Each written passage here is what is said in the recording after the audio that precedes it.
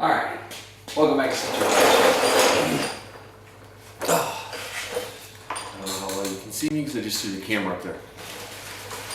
I wanted to talk a little bit about 66 Mustang. This is my 66 Mustang project. I haven't documented a whole lot on it. But I just put dual exhaust on the car and it presented a problem. And I wanted to kind of share some options on how you can fix this and what you can do, because I got a few different directions from different people, and I think I found the simplest solution right now.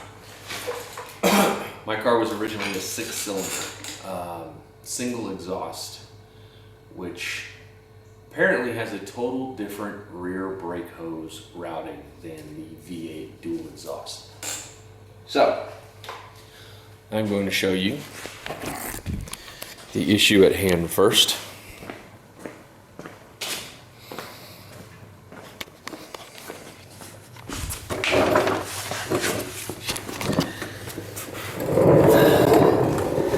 This right here typically has this hose attached. This is the vent line for the rear end. It goes up, okay? There's this vent nipple, the distribution block, your driver's side brake line, passenger side brake line. On the other side, bear with me here, it's kind of hard to see. You'll see this brake hose that connects to the front. It runs up, over, ties in on that block there, and then runs down towards the front of the master cylinder there. So as you can see, I'm trying to pull you up on this side. As you can see, this brake hose is now resting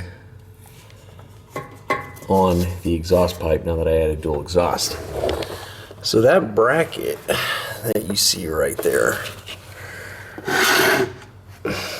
on the dual exhaust is actually on this side of the exhaust pipe. It typically goes right about there.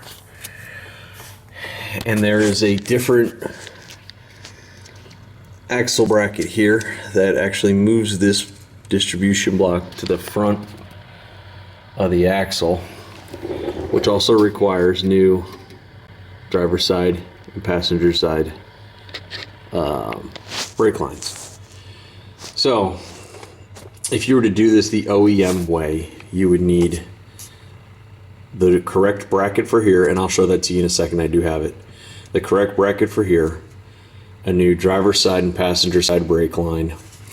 The correct bracket will have a new whip that'll come over, and you would need a new weld-on bracket for that connection, and potentially a new line back to the master cylinder.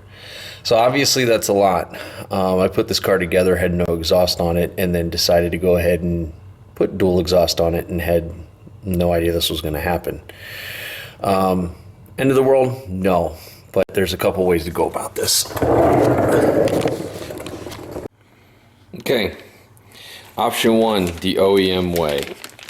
This is the bracket that replaces the distribution block and the vent hose that you see in the earlier part of this video.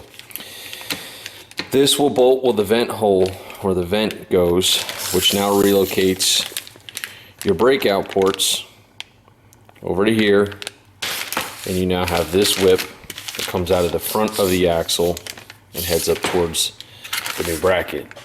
You of course need to relocate this connection from the bracket that it's at to the new weld-on bracket.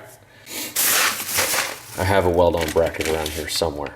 Anyway, you'd also need a shorter vent hose. This is for the GTs. I purchased this one at Missouri Mustang. I purchased this. This is from the Right Stuff, FH77. I got this on Summit. And then I also purchased the weld-on bracket as well. But talking with a few guys, and I'm not a big rubber brake line guy, talking with a few guys, came up with And I want to credit, I'm probably going to screw up his name here, but it's Hushkino, Husk,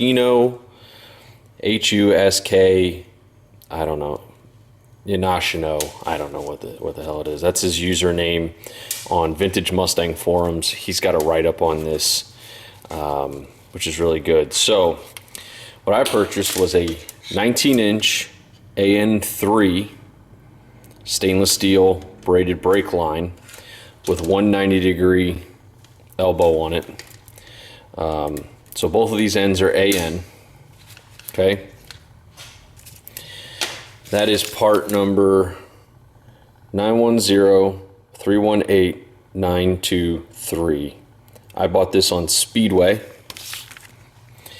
I also purchased this Earl's distribution block. It comes with a 3/8/24 inverted flare to AN3 fitting. So these are both 3/8/24. I think that's correct, 3/8/24 inverted flare, which is what the rear brake lines are.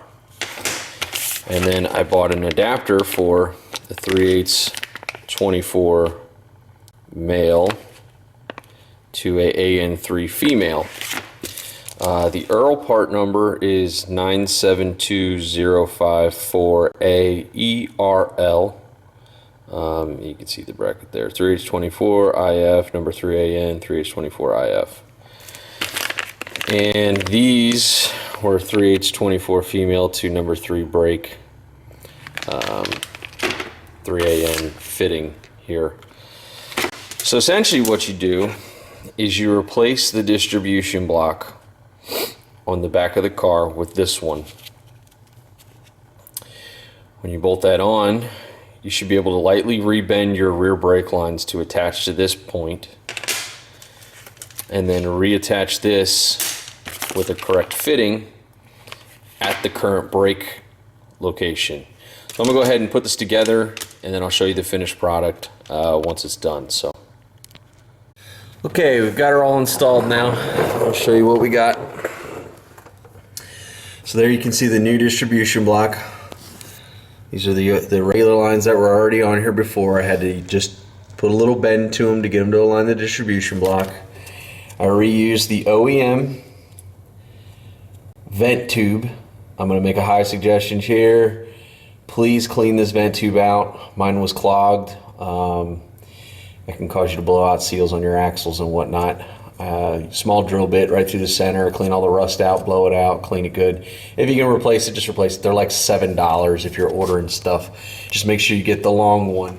I've got my 90-degree elbow. It loops that back up over there. Slides up over here. Let's see if you can see that. I'm laying down here, so.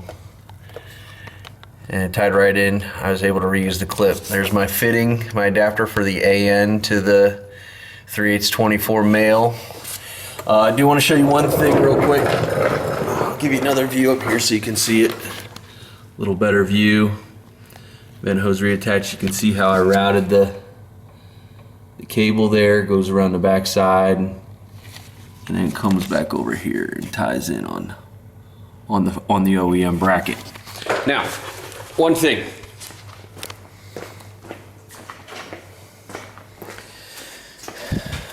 This is that fitting. It's round, okay? Here is the OEM fitting. Notice it's got that notch on the side there. It's like a D shape. The hole is cut out for that D shape as well. So it's got this flat right here built into it. Okay. So what I did was I just took a Dremel, matched it up, took my Dremel with a little sanding wheel on it, and then just ground me a flat spot right there so it fit into the D so that I could slide into this groove and put the clip in. So that's that, guys. I hope that helps you. If you're converting a 6-cylinder Mustang to V8, it's one of the things that I didn't see mentioned. It's been talked about in a lot of the forums, but I was unaware. So that's how you keep your brake line from touching. Thanks for watching, guys.